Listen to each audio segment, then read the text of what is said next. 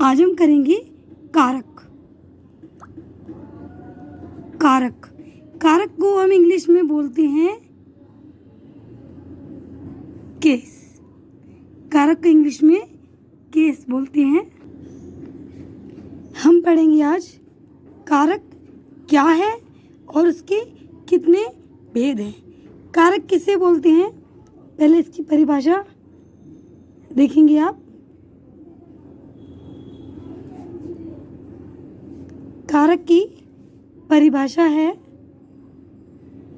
संज्ञा या सर्वनाम। संज्ञा या सर्वनाम के जिस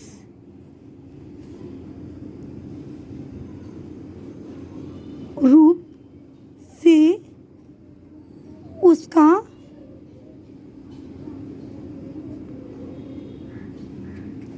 संबंध वाक्य के दूसरे शब्दों से जाना जाता है, उसे कारक कहते हैं। कारक वो है जो संज्ञा या सर्वनाम के जिस रूप से उसका संबंध या दूसरे शब्दों से उसे जाना जाता है, उसे हम बोलते हैं कारक। कारक के कुल कितने भेद हैं? कारक के 8 भेद होते हैं। 8 भेद हैं। कारक के 8 भेद हैं और वो भेद कौन कौन से हैं और उसकी डेफिनेशन क्या है, ये सभी मैं एक एक करके एक्सप्लेन करूंगी। पहला है कर्ता कारक, जिसे इंग्लिश में हम बोलते हैं नॉमिनेटिव केस। दूसरा है कर्म कारक, जिसे हम इंग्लिश में बोलते हैं ऑब्जेक्टिव केस। तीसरा है कर्ण कारक, जिसको हम इंग्लिश में बोलते हैं इंस्ट्रूमेंट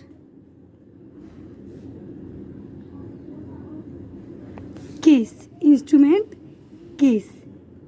फोर्थ है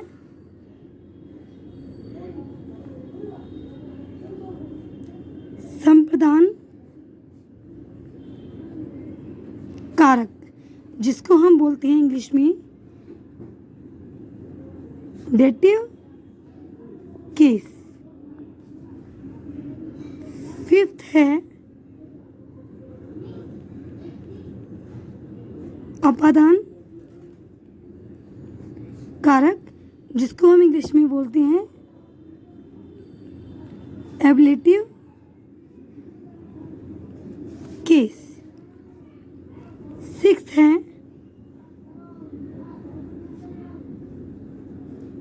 संबंध कारक, जिसको हम इंग्लिश में बोलते हैं रिलेटिव केस। सेवेंथ है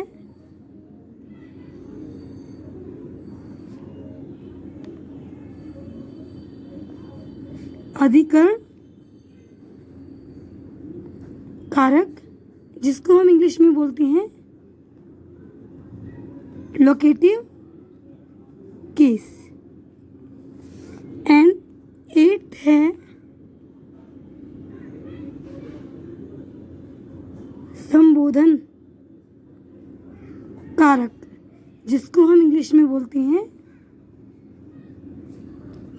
वोकेटिव केस। ये तो हमारे हो गए 8 भेद।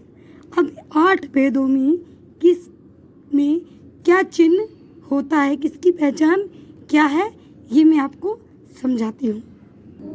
देखिए यहाँ पर कारक दिया हुआ है पहला कर्ता कारक। कर्ता कारक का लक्षण है जो काम करे और उसका कारक चिन्ह है ने।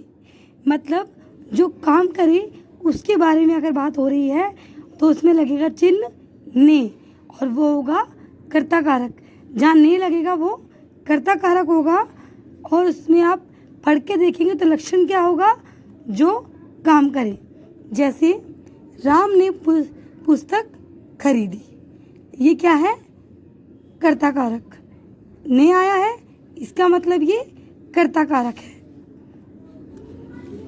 और अगर आपको राम ने ना लगा हो पुस्तक खरीदी और बोले कि कर्ता कारक में बदलिए तो आप क्या करेंगे, तो आप यहाँ पर ने लगाएंगे क्योंकि इसका चिन्ह ने है। अगला है कर्म कारक। कर्म कारक का लक्षण है जिस पर क्रिया का फल पड़े। मतलब जिस पर क्रिया का फल पड़े, जो हम काम कर रहे हैं वो उसका फल दिखे, प्रभाव दिखे, उसका चिन्ह है को। इसका एक वाक्य प्रयोग है, राम ने बंदर को चने खिलाए। राम ने बंदर को चने खिलाए। को क्या है, कर्म कारक। कर्ण कारक। कर्ण कारक होता है जिस साधन के द्वारा काम हो। जैसे चिन्ह है इसका से या फिर के द्वारा।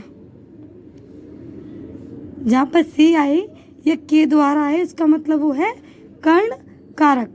जिसका वाक्य है, वह कलम से पत्र लिख रही है।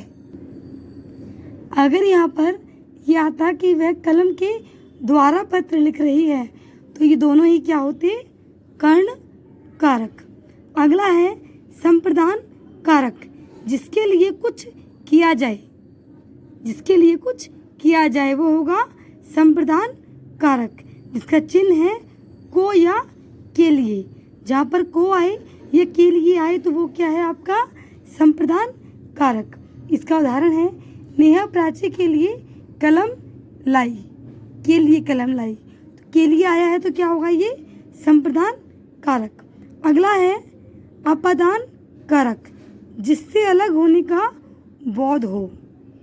मतलब जिससे अलग होने का बोध हो वो है अपादान कारक। उसमें क्या लगेगा, से। उसका चिन्ह है से, मतलब अलग होना। पेड़ से पत्ते गिरते हैं। पेड़ से पत्ते अलग हो रहे हैं, से आया है, क्या है ये, अपादान कारक। अगला है संबंध कारक। जो संबंध बताए, दो चीज़ों के बीच में जो संबंध बताए वो क्या है, संबंध कारक। को या के या की, रा रे री। आप कोई भी वाक्य लिखेंगे उसमें जहाँ के आए, का आए, की आए, रा आए, रे आए या री आए तो वो क्या होंगे, संबंध कारक। यह कलम विनोद की है। यह कलम विनोद की है। कलम में और विनोद में दोनों में है संबंध, इसलिए यहाँ पे की आया है तो ये क्या होगा, संबंध कारक। हम ये भी बोल सकते हैं कि रमेश के भाई ने खाना खाया। रमेश का भाई, भाई और रमेश में क्या है, रिलेशन, बीच में किया आया है तो क्या हुआ, ये संबंध कारक। अगला है अधिकरण कारक। अधिकरण कारक में जो लक्षण होते हैं वो है जिसमें या जिससे, जिस पर काम हो। जिसमें काम हो या फिर जिस पर काम हो। में या पर जहाँ आएगा वो क्या होगा, अधिकरण कारक। जैसे बच्चे कक्षा में हैं, में है, में क्या है, अधिकरण है। में क्या है, अधिकरण कारक है। अगला है संबोधन कारक।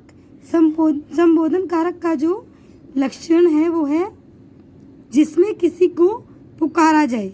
जिसमें किसी को पुकारा जाए।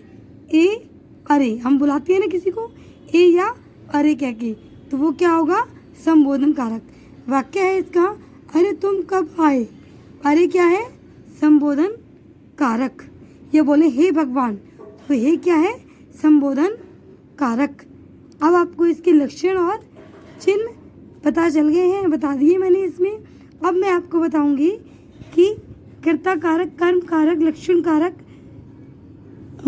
करण कारक, संप्रदान कारक, अपादान कारक, संबंध कारक और अधिकरण कारक, संबोधन कारक, इन सभी कारकों की परिभाषा क्या है विद उदाहरण, विद एग्जाम्पल। पहला है कर्ता कारक। कर्ता कारक जिसे हम बोलते हैं नॉमिनेटिव केस। इसकी परिभाषा है शब्द की जिस रूप से क्रिया के करने या होने का बोध हो, उसे हम क्या कहते हैं? उसे कहते हैं कर्ता कारक।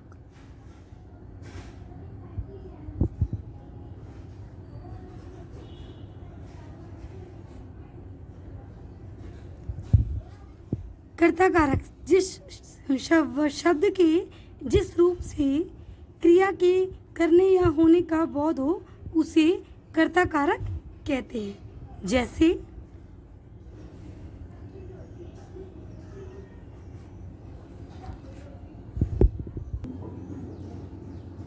रोहन ने खाना खाया, ये है इसका एक उदाहरण। रोहन ने खाना खाया। अगला है कर्म कारक जिसको हम इंग्लिश में बोलते हैं ऑब्जेक्टिव केस। इसकी परिभाषा है जिस शब्द पर कर्ता, जिस शब्द पर कर्ता द्वारा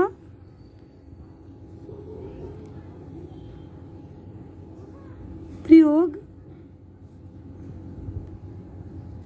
किए जाने वाले कार्य का प्रभाव पड़ता है उसे कर्म कारक कहते हैं।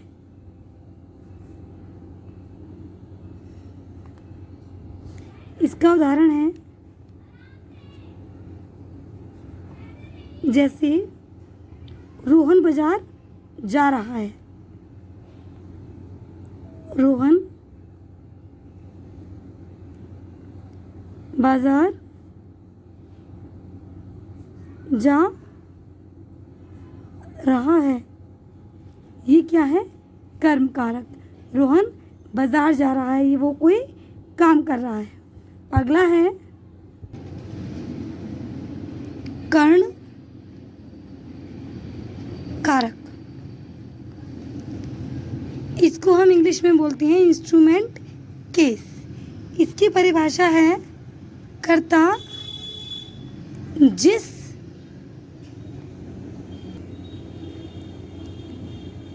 साधन के द्वारा कार्य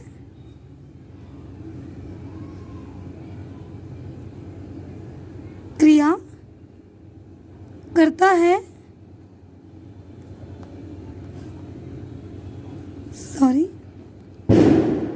कार्य क्रिया करता है, उसे कर्ण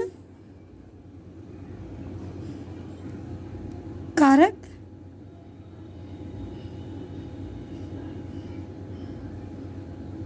कहते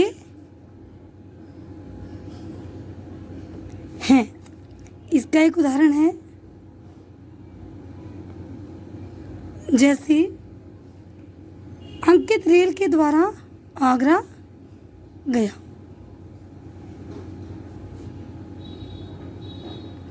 रेल के द्वारा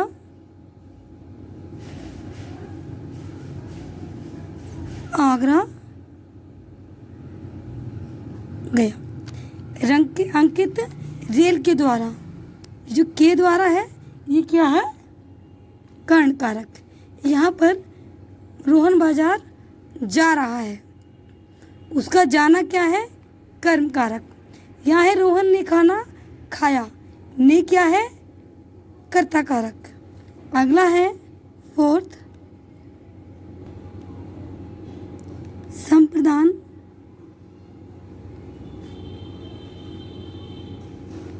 कारक। संप्रदान कारक को हम इंग्लिश में डेटिव केस बोलते हैं। इसका मतलब है जो भी करने वाला कुछ देता है, ये किसी के लिए कोई काम करता है तो उसे डेटिव केस बोलते हैं। इसकी डेफिनेशन है, कर्ता जिस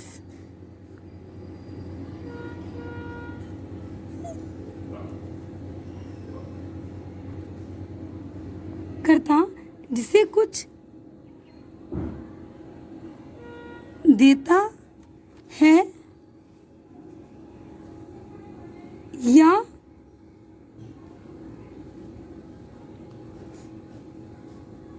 जिसके लिए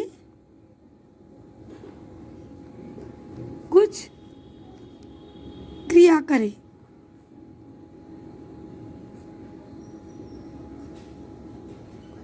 उसे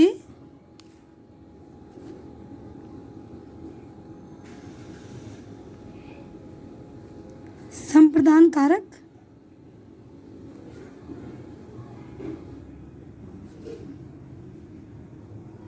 कहते हैं। संप्रदान कारक क्या है?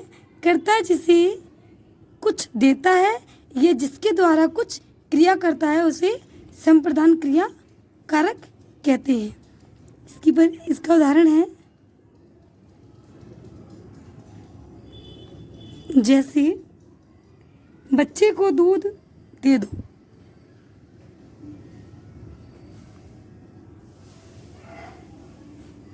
बच्चे को दूध दे दो। अब यहाँ क्या हुआ है? किसी के लिए कुछ काम किया गया है तो उसे क्या बोलेंगे? संप्रदान कारक।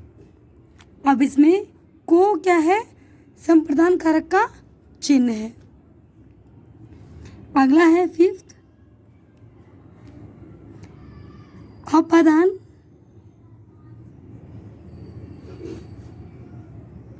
कारक। इसको हम इंग्लिश में एब्लेटिव केस बोलते हैं। इसकी परिभाषा है, जिन शब्दों से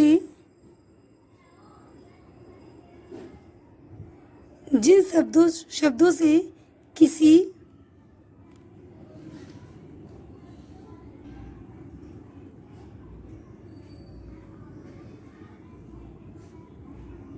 वस्तु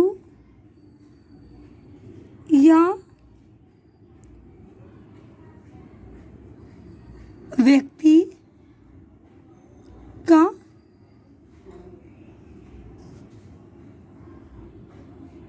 अलग होने का अभाव हो,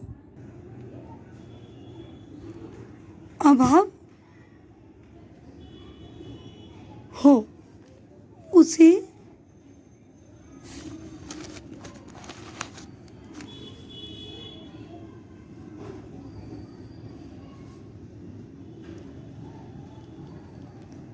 अपादान कारक कहते हैं। जैसे इसका उदाहरण है पेड़ से पत्ते गिरते हैं। पेड़ से पत्ते गिरना से क्या है? अपादान कारक का चिन्ह। पेड़ से पत्ते अलग हुए हैं तो ये अपादान कारक की पहचान है। अगला है 6 संबंध कारक। इसको हम इंग्लिश में रिलेटिव केस बोलते हैं। इसकी परिभाषा है जो शब्द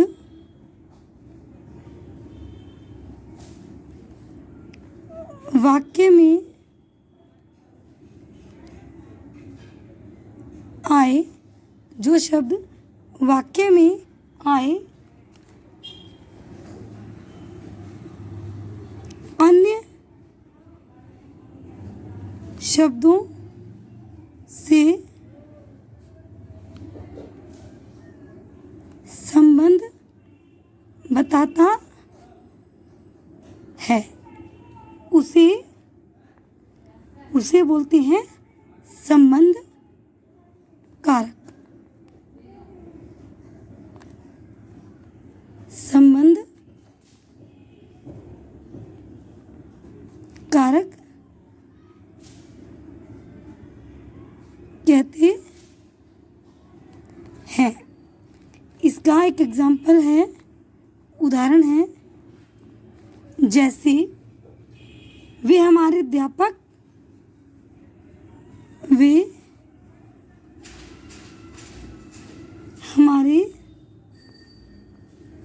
कक्षा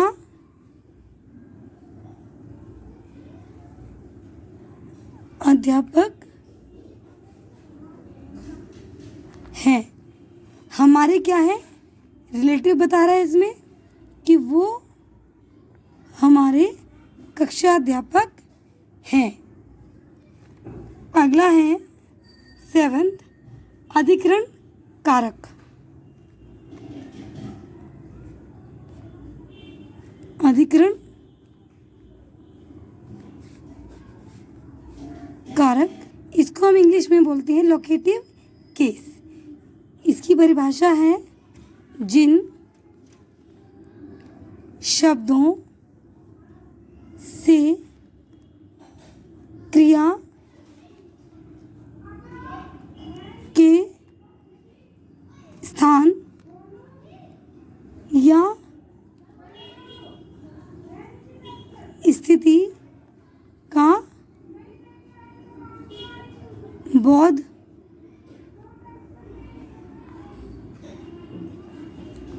होता है,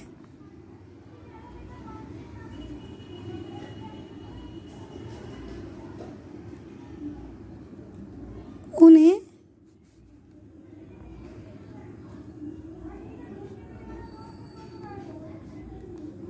अधिकरण कारक कहते हैं। जैसे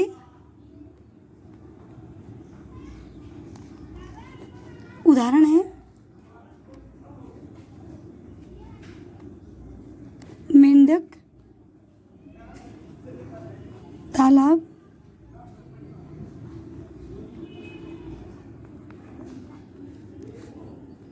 में रहता है। मेंढक तालाब में रहता है, ये क्या है?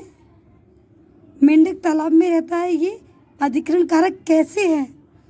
में, जहाँ में आया है तो वो अधिकरण कारक है, क्योंकि जिन शब्दों से क्रिया के स्थान से या स्थिति का बोध हो, या में इसका बहुत हो रहा है ना कि उसमें है, रहता है उसमें, तो ये अधिकरण कारक की पहचान है। 8वां है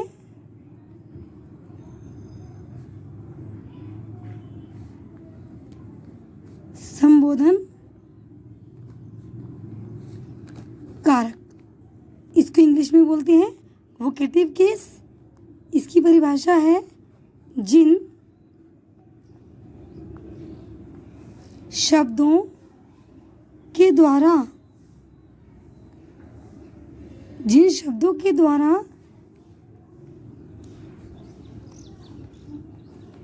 किसी को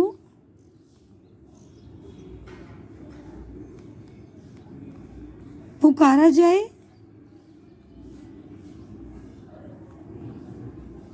उन्हें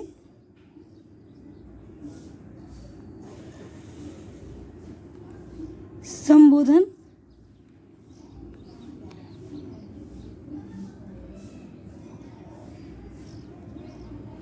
कारक कहते हैं। जैसे किसी को पुकारने को बोलते हैं संबोधन कारक। जैसे अरे तुम कब आए, ये क्या है, संबोधन कारक। एक और एग्जांपल दूं मैं आपको, हे भगवान, हे भगवान